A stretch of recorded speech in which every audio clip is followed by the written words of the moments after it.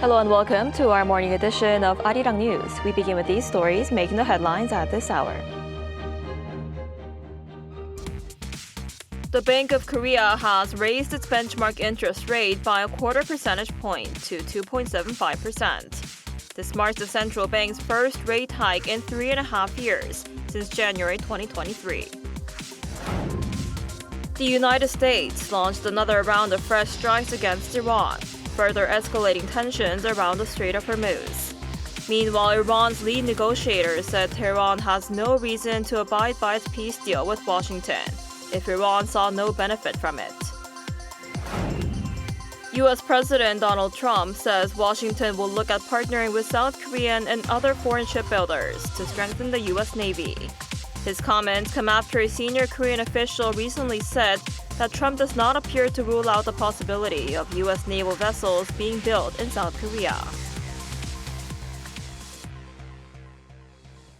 We begin this morning with the latest in the Middle East. The United States launched 2 waves of strikes against Iran on Wednesday evening.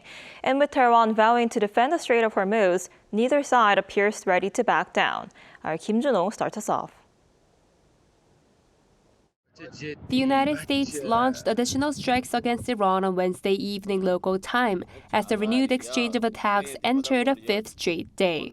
U.S. Central Command posted on social media that the latest attacks were aimed at weakening Iran's ability to threaten ships in the Strait of Hormuz. The strikes followed Tehran's claim that it had hit U.S. military targets across the region, including in Bahrain and Kuwait. Earlier the same day, U.S. forces carried out an early morning missile strike on Greater Toom, an island Iran uses to monitor shipping through the Persian Gulf. Late on Tuesday, U.S. President Donald Trump had threatened strikes on Iranian bridges and power plants if Tehran failed to return to talks next week. Asked the following day whether he would set a deadline, he declined but repeated his warning. I don't like giving deadlines, but they pretty much know. They know the story. They better behave. He later said Iran wants to settle so badly, but added that Washington would decide whether to reach a deal or just finish it off. Meanwhile, Iran has shown no sign of backing down. Iran's lead negotiator Mohammad Bagher Khalibaf said on Wednesday that Tehran had no reason to honor its memorandum of understanding with Washington if Iran saw no benefit from it. He added that its national security lies in preserving its own arrangements over the Strait of Hormuz. Still, he left the door open to negotiations, calling for closer coordination between military action and diplomacy. He described war and diplomacy as 2 ways to defend Iran's national interests, saying negotiations at this stage do not amount to capitulation. Kim Jun-ho, Arirang News. And the United States is signaling it could turn to South Korea to help rebuild its aging naval fleet. President Donald Trump says his administration will probably consider partnering with South Korean and other foreign shipbuilders as Washington looks to strengthen the U.S. Navy. Our Lee Seung-jae has more. U.S. President Donald Trump says his administration will likely consider working with South Korean and other foreign companies as part of efforts to strengthen the U.S. Navy through expanded shipbuilding cooperation. Speaking at the Defense and Innovation Summit at the U.S. Army War College in Pennsylvania on Wednesday, Trump said the United States needs to rebuild its shipbuilding capacity, noting that while the U.S. still has the world's strongest Navy, many of its vessels are aging. He added that Washington will not only build more ships domestically, but will also probably purchase some vessels built overseas, saying the U.S. needs a much larger fleet. So we're going to probably look at some of these companies that are coming in from South Korea and other places, and they're working with us on ships. And we're going to also buy some ships that are made outside of the area. However, Trump did not clarify what he meant by ships being made outside of the area. The remarks come as Washington looks to deepen cooperation with South Korea, which is home to some of the world's largest and most advanced shipbuilders. Earlier this month, a South Korean presidential office said Trump appears open to the possibility of U.S. naval vessels being built in South Korea. The issue was also reportedly discussed during Trump's meeting with South Korean President Lee Jae-myung on the sidelines of the G7 summit in France last month, highlighting growing interest in expanding bilateral cooperation in the defense and shipbuilding sectors. 이승재, Arirang News.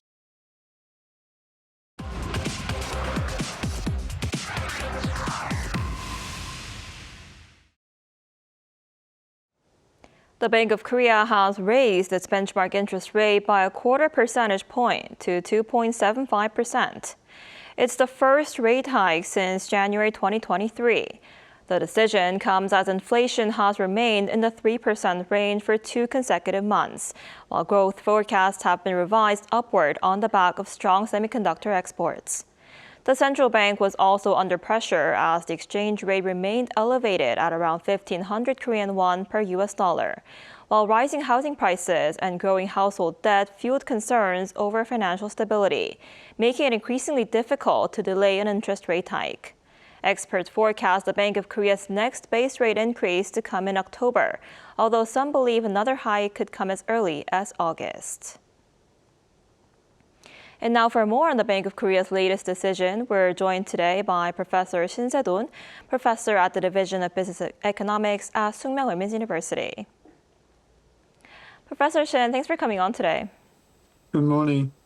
So the Bank of Korea has raised its interest rate. What do you think was behind that decision, and what impact could this have on households, businesses, and the broader economy? Well, first of all, I think inflation has been very stubborn in the sense that consumer price index has been rising 5 months in a row. And also, what concerns to the most economists is the producer's price index, which is a leading indicator for consumer price. And that has been rising more than a year from 0.3% to 8.5% last month. So there's a conspicuous, inflation threat on the economy. Another thing I think is the housing price has been rising from, 0.3% last year to 2.6%. So that's a 9-month consecutive rise, even, in spite of the government's strong, decision to control the housing prices. And also, the exchange rate has been, 1370 a year before, and now it is almost over 1,500. So inflation in housing prices and exchange rate has been the 3 most important reasons that the Bank of Korea has to raise, the key rate 25 basis point. Right, and many analysts now expect the bank to raise rates once more before the end of this year, possibly in October or as early as August, and that's going to bring the benchmark interest rate to 3%. Do you think that's a likely scenario? Well, I think that depends upon the U.S. rate hike. United States inflation is also very severe. It doesn't come down, even though, it came down a little bit, this month, but still, U.S. inflation rate is over 3.5%. So United States is going to raise the rate sooner or later. I don't know if it could be July or September, but sooner or later they will raise it. And if the United States raise it, I think we have to raise once more. So the decision by the Bank of Korea whether to raise the rate, that totally depends upon the United States down the road in 2026. Right. I'm glad you mentioned that because U.S. consumer inflation slowed more than expected in June, and this boosted expectations that the Federal Reserve will skip a July rate hike. What impact does that have? I think, United States forecast is really funny in the sense that they have expected very high, the CPI for this month of June, they expected 3.8%, and it came down to 3.5%. So they relieved, market is very relieved that inflation has come down. No, that's not true. Still, inflation is 3.5%, way above the target rate of 2%. So I think United States is going to raise the rate. I don't know, that might be in July, but I think definitely, within 3 months, I think they have to raise it. So if the United States raise it, even though today the Bank of Korea raised it once, 25 basis point, I think within 3 months, I think the Bank of Korea has to raise once more if the United States raise it. in 3-month period. I see. And the International Monetary Fund, the IMF, recently raised its forecast for South Korea's economic growth this year to 2.6%, and that's the highest among major advanced economies, including the United States. So what's driving that optimism, and what challenges do you think could make it difficult to sustain that momentum? Well, I will say that everything, in Korean economy right now, it depends upon the semiconductor production. It has been, the export of semiconductor has been increased more than almost 200% vis-a-vis last year. So tremendous, surge in semiconductor is the driving force for Korean economic growth. Everybody expected that would be about 2%, 2.0%, but now everybody is talking about 3.0% year 2026. Everything, I think, depends upon how the market for, semiconductor will be on the second half of 2026 and possibly 2027. So there's a strong chance that the market boom in the semiconductor will continue down the road 2026 and possibly 2027. But there are so many kind of risk factor in the sense that in the market in New York, they are worried about there are too much investment. Capital expenditure, investment in data centers, and AI investment. So if it is true that the market has been pouring too much money in semiconductor and AI, I think a slowdown will be expected in the second half. And in that case, I think Korean, semiconductor industry will be coming down. In that case, I think next year's economic growth will come down a little bit from possibly 3% to 2.5%. So everything depends upon future prospects of semiconductor related investment in the market. Right. We'll have to see how that goes. All right, Professor Shin, thank you so much for coming on today. We appreciate it. My pleasure.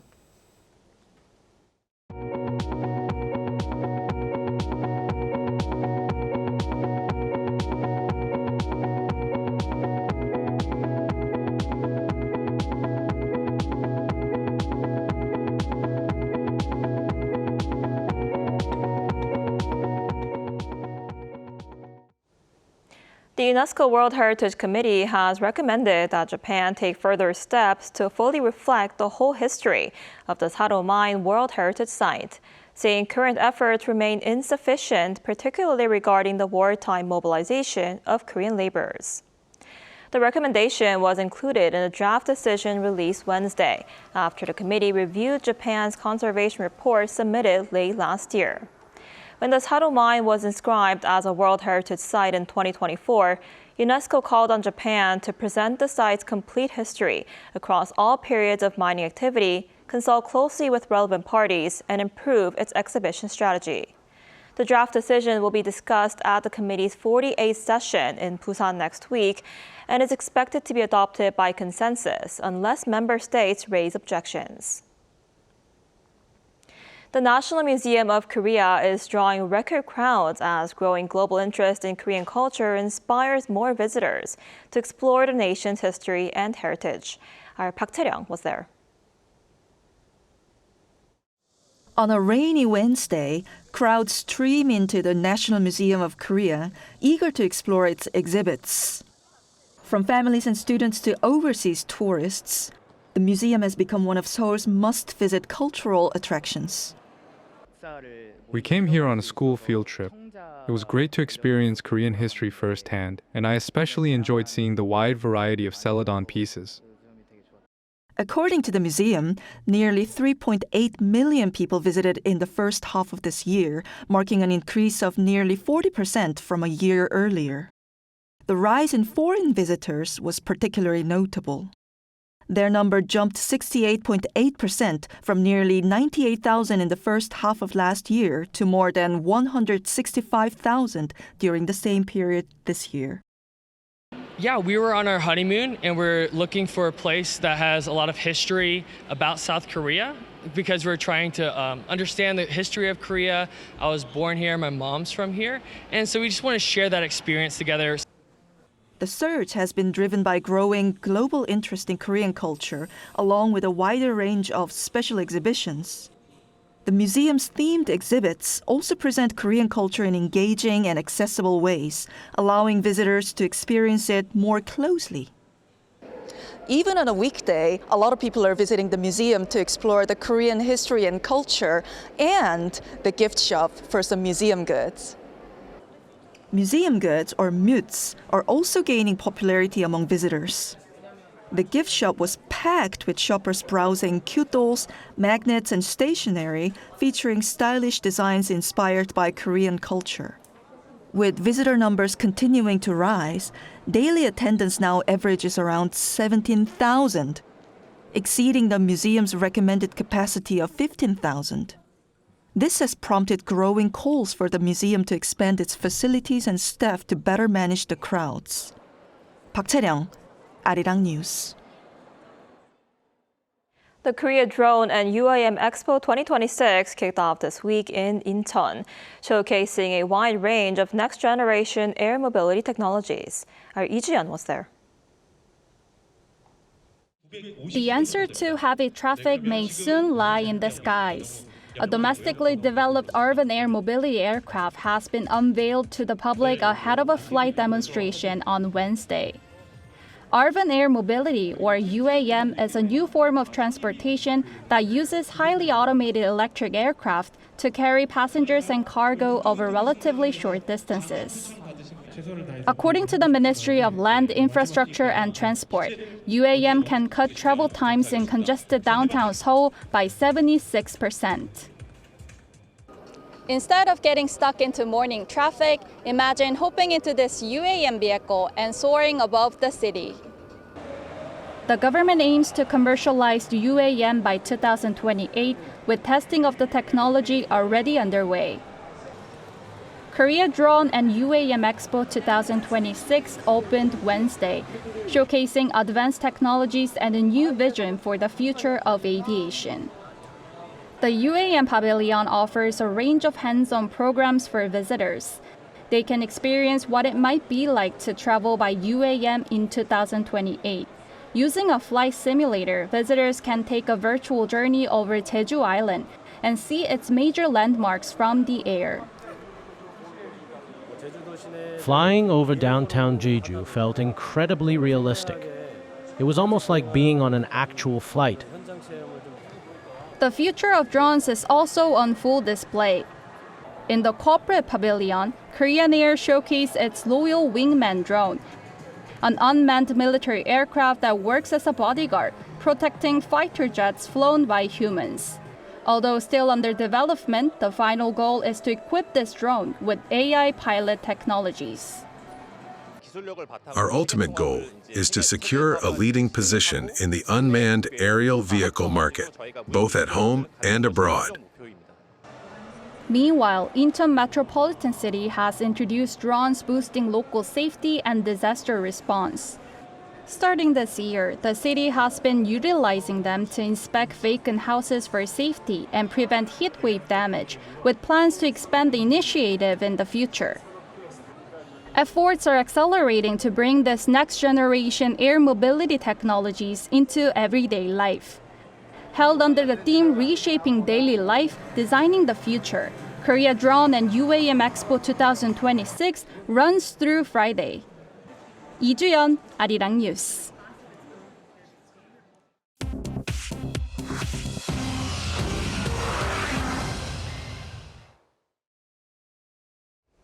Good morning, I'm Choo Ji-hyun, and this is The World Now. Argentina have reached the World Cup final with a 2-1 comeback win over England. Enzo Fernandez leveled the score in the 85th minute before Lautaro Martinez scored the winner in the 92nd minute, with Lionel Messi providing the assist for both goals.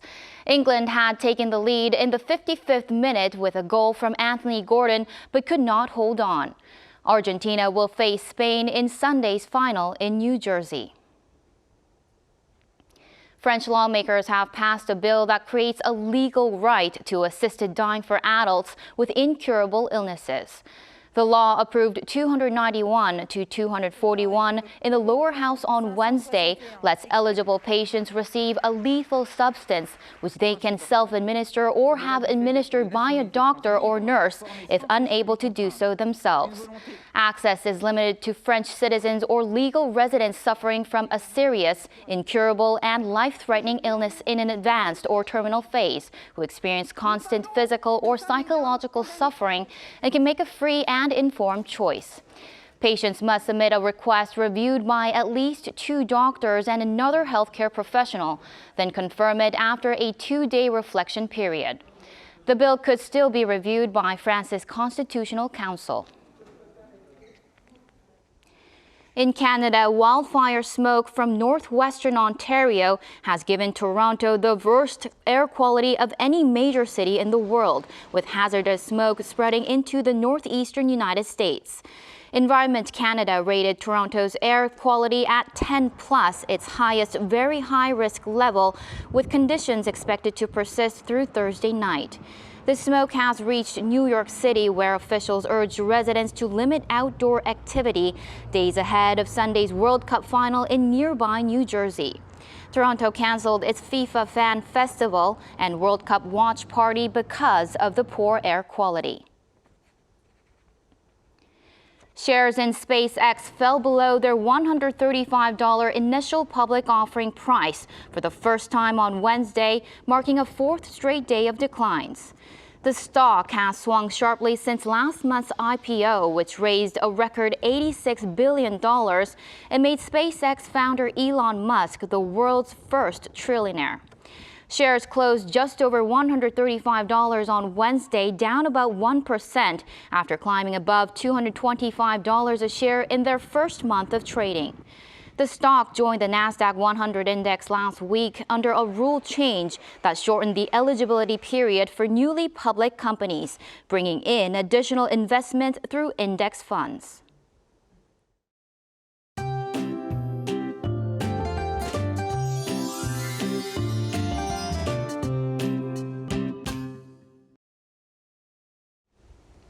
It felt much more comfortable yesterday in the capital area. Temperatures stayed below 30 degrees Celsius all day, but it surely was a brief break with temperatures expected to soar to above 30 degrees Celsius again this afternoon. And you know, it has been a very intense summer in the Gyeongsang-do provinces with a non-stop heat, with heat wave warning being in place. Meanwhile, the monsoon rain returns to certain parts of Korea today. Rain will begin in the Jeollado provinces and Jeju-do Island this morning, spread into Chungcheong-do province this afternoon, and reach Gyeongsang-do regions by tonight, with 20 to 80 millimeters in the forecast through tomorrow. And this afternoon, Seoul will be getting up to 32 degrees Celsius. Daejeon and Gwangju will both get up to 30 degrees, but Daegu and Gyeongju will make it to 35 degrees Celsius, so heat safety is a must there. Meanwhile, temperatures will cool off a bit over the weekend in Gyeongsang-do provinces as the monsoon rain will continue through the long weekend and into early next week.